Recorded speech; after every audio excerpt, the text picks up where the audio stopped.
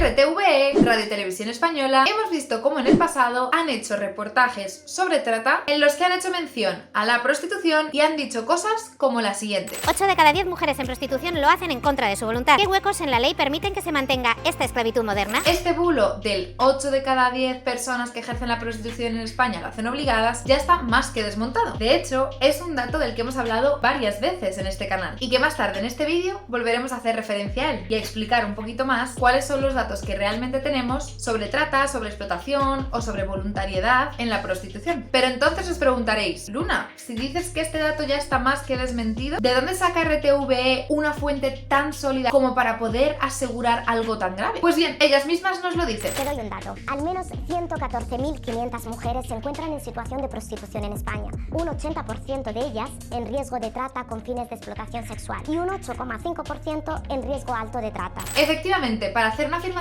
tan grave, se apoyan en los datos del macroestudio del Ministerio de Igualdad sobre trata y prostitución. Macroestudio que se publicó el año pasado, que tenemos un vídeo desmontando y que recordemos que para estimar la trata y la explotación que hay dentro del sector del trabajo sexual utiliza solamente los anuncios online con una metodología cuanto menos cuestionable y utilizando criterios para considerar que una persona está en posible riesgo de trata, como por ejemplo que en su anuncio de prostitución online utilice palabras como sexy, latina o disponible 24/7. Y aún así, el propio grupo de investigadores que llevó a cabo este estudio concluyó que, según ellos, el porcentaje en cuanto a estimación de mujeres que podrían estar en posible riesgo de trata rondaría en torno a entre el 8 y el 25%. Es decir, que para poder considerar que serían posibles personas en riesgo de trata, debían de acumular mínimo 3 o 4 variables de riesgo, que repito, estas variables de riesgo eran, por ejemplo, incluir palabras como sexy en el anuncio. Sin embargo, RTVE cabe destacar una vez más que estos datos hay que cogerlos con pinzas debido a la metodología utilizada, la muestra cogida, las vías por las que se llevó a cabo el estudio y otras cuestiones asociadas, como por ejemplo que este anuncio se hizo analizando los anuncios que había online de prostitución y trabajo sexual y mientras se desarrollaba esta investigación se prohibieron las páginas web en las que se anunciaban este tipo de servicios. Vamos, un desastre. Aún así, llega RTVE y decide coger el porcentaje de personas que acumulaban una variable de riesgo de posible trata o más y reinterpretar ese dato para intentar concluir de él que el 80% de personas que ejercen el trabajo sexual en España lo hacen contra su voluntad. Es decir, ni siquiera cogen el dato arriesgado que los propios investigadores del estudio destacan como más probable, basándose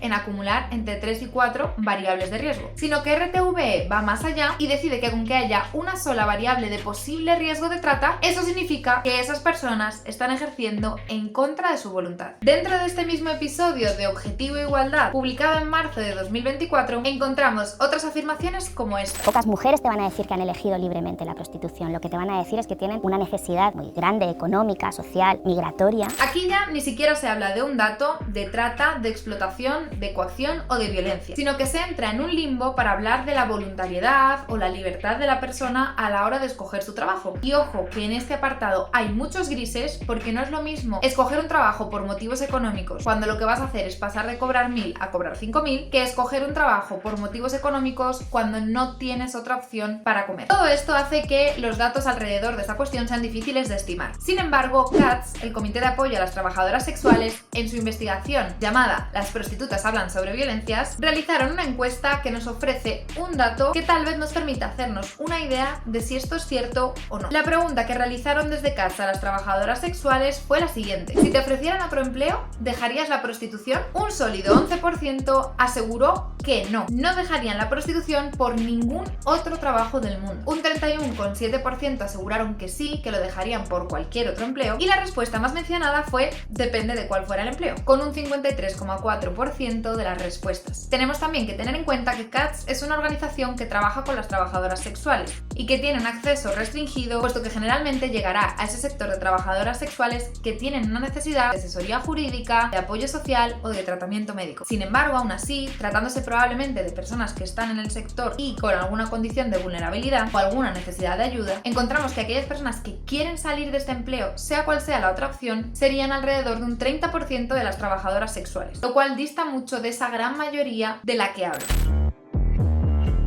Aquí me voy a centrar en comentar el rótulo que aparece y no lo que están comentando verbalmente. Y es que mientras comentan otras cuestiones, ponen un cartel en pantalla en el que aseguran que España es el primer país de Europa en consumo de prostitución y el tercero del mundo. Este tema es tan extenso que hasta tengo un vídeo específico desmontando esta idea, pero básicamente y por resumir, os recordaré que esta afirmación nace de un malentendido que se dio en un informe de la ONU del año 2010. El informe se llama así, The Globalization of Crime, y fue publicado en el año 2010 por la ONU, específicamente por la Oficina de Naciones Unidas contra la Droga y el Delito. Y en su página 49 contiene la siguiente frase sobre el consumo de prostitución. España, 39% es un valor atípico en Europa, como lo es Puerto Rico, 61% en América del Norte. La cifra comparable es aún mayor en Tailandia, 73%. En esta frase, el informe de la ONU venía a decir que dentro del contexto europeo, España tiende a tener un número mayor a lo habitual, en cuanto a consumo de prostitución se refiere. Pero en ningún momento está realizando un ranking mundial sobre los países que más consumen prostitución en el mundo. Esta frase simplemente, como con un teléfono escacharrado, se ha ido malinterpretando a lo largo de los años y ha acabado fijándose en el imaginario colectivo, especialmente aquí en España. Sin embargo, y utilizando datos previos a este informe, encontramos que existen unos cuantos países que tienen mayor consumo de prostitución que España. No solo Puerto Rico o Tailandia, sino también, entre otros, Mozambique, República Dominicana o el Congo. Y sobre el tema del consumo en Europa, algo similar pasaría, ya que por algún motivo, teniendo datos más recientes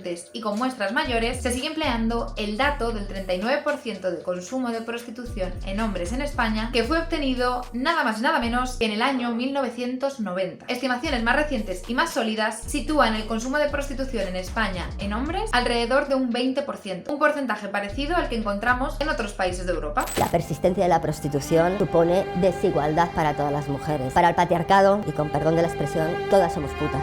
Vamos, aquí la visión social y de género se rompe completamente. Entonces el problema ya no es el estigma y cómo esto afecta a las trabajadoras sexuales, haciendo sufrir a las mujeres que ejercen esta profesión, sino que el problema es cómo esto me puede afectar a mí. Y con tal de que ese estigma sobre el trabajo sexual no me afecte a mí como mujer, pues prefiero incluso que se acabe con la profesión y el medio de vida de estas mujeres antes que cuestionarme la discriminación o plantearme las ideas que hay preconcebidas sobre la sexualidad y específicamente la sexualidad de las mujeres detrás de este estigma sobre el trabajo sexual. Y prefiero perseguir a estas mujeres social y penalmente antes que plantear y luchar por un cambio social y de derechos. Vamos, en mi opinión, increíble. Sin embargo, esto no se quedó en un simple reportaje que hizo RTVE el año pasado. Y es que el 19 de octubre de 2025, Radio Televisión Española ha sacado un segundo reportaje en Objetivo Igualdad sobre el tema de la trata. Es un mini reportaje de unos 10 minutos sobre trata y explotación sexual, pero en él también salen a relucir algunas ideas sobre la prostitución que merece la pena ser comentadas. En 2024, las fuerzas de seguridad desarticularon 77 grupos, organizaciones criminales dedicadas a la trata y la explotación sexual. Detuvieron a 525 personas e identificaron a 632 víctimas, entre ellas 15 niñas y un niño. Así es como abre este mini reportaje. Y efectivamente, los datos que menciona son ciertos. Están extraídos directamente del CIDCO en el año 2024. Aquí tenéis una gráfica en la que se ven de forma visual. Y es que efectivamente el CIDCO en actuaciones detectó en el año 2024 376 posibles víctimas de explotación sexual y 256 posibles víctimas de trata sexual, pudiendo una misma persona, por cierto, contabilizar en estas dos categorías. Es decir, es posible que ni siquiera el total de víctimas detectadas llegue a alcanzar el sumatorio de 600 y pico víctimas entre estas dos categorías. Y me gustaría que aquí parásemos a reflexionar un segundito. Y es que no sé si os acordáis que al principio del vídeo os mencionaba que en el anterior reportaje RTVE aseguraba que el 80% de mujeres que ejercen el trabajo sexual lo hacen contra su voluntad. Sin embargo, si según el CIDCO se detectan aproximadamente unas 600 víctimas al año en España de delitos como trata o explotación sexual y las estimaciones del número de prostitutas en España rondan alrededor de aproximadamente unas 100.000, ¿no son los mismos datos que ellos dicen los que desmienten ese 80% del que hablaban en el otro reportaje? ¿Cuántos son 600 víctimas entre 100.000 mujeres ejerciendo? Por supuesto que habrá víctimas que no serán detectadas por los cuerpos y fuerzas de seguridad del Estado, pero estaríamos hablando de que para que se cumplan los datos que RTVE menciona, tendrían que existir en España unas 80.000 víctimas al año, y de 600 víctimas a 80.000 hay bastantes. Además, según los propios datos del CIDCO, por ejemplo en 2024, en estas acciones policiales se detectaron unas 7.700 prostitutas, y sin embargo, solo 600 fueron identificadas como posibles víctimas, siendo esto menos de un 10%. Vamos, que es un dato que no hay por dónde sostener. Los servicios, ¿vale?, de mujeres en situación de prostitución, porque es un ejercicio de poder. Estamos viendo que se les defeca encima, se les mea encima, hay agresiones verbales, hay hasta un 70% en algunos entornos de violaciones dentro del sistema prostitucional porque se considera que no pueden decir que no.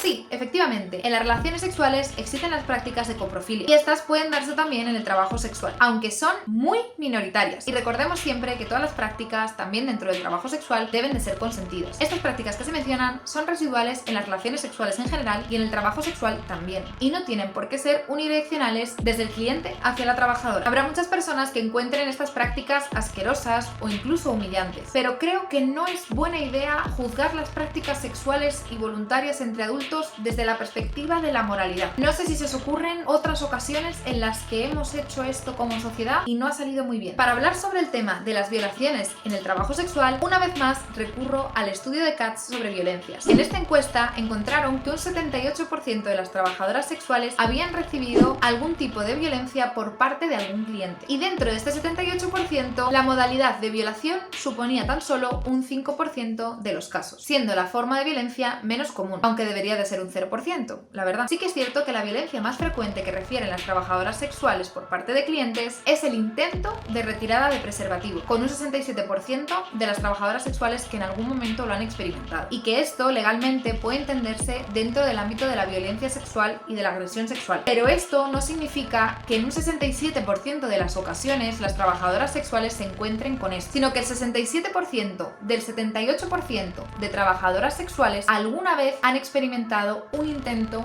de. Todo esto según una encuesta por una ONG. Desde luego que es una cifra sorprendente y que hay muchas vías para prevenir e intervenir y frenar que esto siga pasando. Y el tono catastrofista y de pánico no ayuden a proteger a las trabajadoras sexuales, que son las que pueden llegar a estar expuestas en algún momento a alguno de estos riesgos. Según esa misma encuesta de Katz, las trabajadoras sexuales respondían a la pregunta ¿la mayoría de los clientes son abusadores o maltratadores? En un 54% que no. Un 36% respondía que unos son maltratadores y otros no, y solo un 4% aseguraba que sí, que la mayoría son maltratadores. Ojo con esto, porque no parar de repetir esta idea de que las prostitutas no pueden decir que no y que lo habitual es que sean agredidas sexualmente en sus servicios puede generar una profecía autocumplida y llevarnos a pensar como sociedad que esto es algo normal que pase, o incluso justificarlo con que es que se lo han buscado y que si ya sabían dónde se metían, ¿para qué se meten? Ojito con estas culpabilizaciones a las víctimas. Si me preguntáis a mí, yo os diré que probablemente la solución esté en aumentar su seguridad jurídica y laboral, ofreciendo protección a las trabajadoras sexuales mediante la legislación y el derecho laboral, tratando de dotarlas así de herramientas que aumenten al máximo su voz y su capacidad de decisión y mediación en los acuerdos de los servicios sexuales. Y no solo en esas relaciones sexuales que mantienen, sino también en las decisiones políticas que se toman sobre ellas. ¿O acaso no recordamos esa palabra que se puso tan de moda, que era el empoderamiento? El empoderamiento es un concepto de las ciencias sociales que precisamente parte de la idea de dotar de la máxima capacidad de decisión a los individuos y los grupos sociales sobre sus propias vidas, especialmente a aquellas personas y grupos a los que se les ha arrebatado esta capacidad de decisión, como es el caso de las trabajadoras sexuales y del estigma que ellas sufren. Se trata de dotarlas de autonomía y de control sobre sus propias vidas, y también de ofrecer seguridad y aumentar la confianza de las trabajadoras sexuales en las autoridades, facilitando que se puedan denunciar aquellos delitos que se cometan también dentro del trabajo sexual, que recordemos, no todos los delitos que se dan dentro del espacio del trabajo sexual tienen por qué ser de carácter sexual. En nuestro ordenamiento existen diversas medidas de protección de la víctima en diversos ámbitos, en el ámbito del proceso penal, en el ámbito administrativo, en el ámbito de la protección internacional, pero están dispersas en diversos cuerpos legales.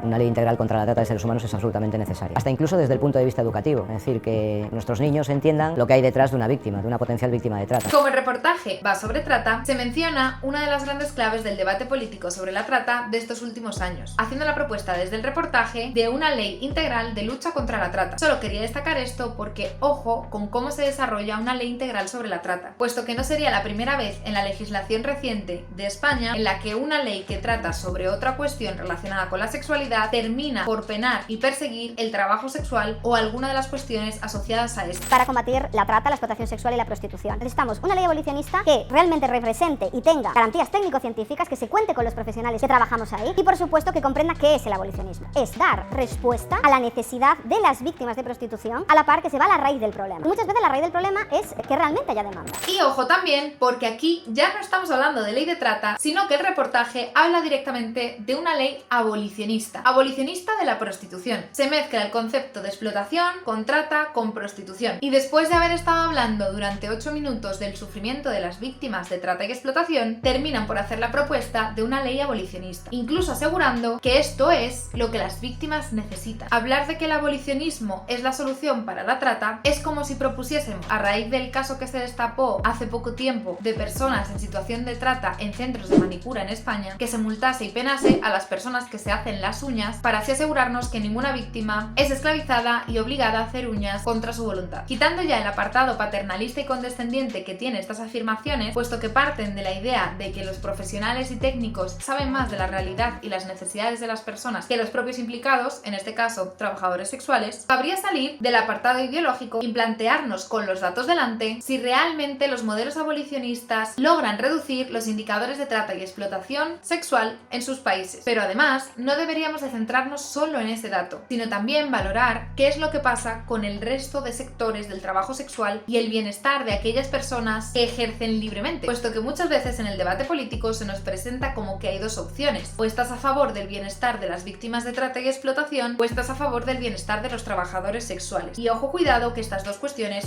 no son excluyentes. Por último, unas conclusiones finales sobre este reportaje. Constantemente, el tono del reportaje es bastante fuerte, y es normal, ya que este aborda temas tan duros como la trata o la explotación. Y aunque esto que narran la mayoría de profesionales que aparecen en pantalla es cierto y es una realidad muy dura, me parece grave el generalizar esta criminalidad a todo el sector del sexo. Sin embargo, este reportaje tampoco aprovecha la oportunidad que ha tenido de hacer una labor educativa realmente profunda, puesto que en ningún momento ni siquiera se nos define qué es la trata o qué es la explotación. No se nos advierte de qué características podemos detectar en alguien, cómo podemos llegar a sospechar que alguien puede ser una víctima de este tipo de delitos y a quién podríamos acudir si detectásemos una posible víctima. Al final se trata de una recopilación de algunos profesionales que trabajan en el sector de la trata, aunque como ya hemos mencionado, algunos de los profesionales que aparecen en el panel se refieren específicamente a la prostitución y no a la trata, lo que acaba generando confusión en una población general que tal vez no esté muy educada sobre estos temas. Ahora cabe preguntarnos si es lícito que se dé esta confusión entre prostitución libre y explotación sexual en una cadena de radiotelevisión pública en España. Y para ello me gustaría destacar algunos de los apartados del manual de estilo que tiene la propia RTVE. Los profesionales de RTVE tienen el deber de ofrecer a los ciudadanos una información rigurosa, neutral, imparcial, plural e independiente de cualquier grupo político, económico o de presión. Se observará siempre una clara distinción entre los hechos y las opiniones, evitando toda confusión entre ambas cosas, así como la difusión de conjeturas y rumores sin especificar claramente su condición de tales. Radio Televisión Española asegurará en su programación la expresión de la pluralidad social, ideológica, política y cultural de la sociedad española. El derecho de acceso se aplicará de manera global mediante la participación de los grupos sociales y políticos significativos, como fuentes y portavoces de información y de opinión. El derecho que asiste a todas las organizaciones y colectivos para hacerse oír en aquellas informaciones y contenidos que les aluden o vinculan directamente, así como en su condición de agentes de la actualidad. El reconocimiento del derecho que debe de asegurar la presencia y expresión en RTVE de partidos políticos, organizaciones sindicales y empresariales, confesiones religiosas, asociaciones de consumidores o de interés amplio, como ONGs benéficas culturales, y en general todo tipo de grupos políticos y sociales con personalidad jurídica de acuerdo con su peso objetivo en la sociedad española. Después de leer esto en las bases del manual de estilo de Radio Televisión Española y sabiendo que se trata ya del segundo reportaje que hacen en Objetivo Igualdad sobre trata en el que acaban mencionando la prostitución, yo concluyo preguntándome qué pasa con las trabajadoras sexuales, qué pasa también con aquellos profesionales, académicos, trabajadores de ONGs o actores indirectos del trabajo sexual que sostienen visiones diferentes, concibiendo la trata y la explotación como algo muy distinto del trabajo sexual. ¿Acaso no cabría darles espacio también a estas personas? ¿No sería interesante contar con estas voces en primera y segunda persona sobre el trabajo sexual voluntario si se van a hacer programas y reportajes en los que se parte de la base directamente de que trabajo sexual libre y trata o explotación son sinónimos?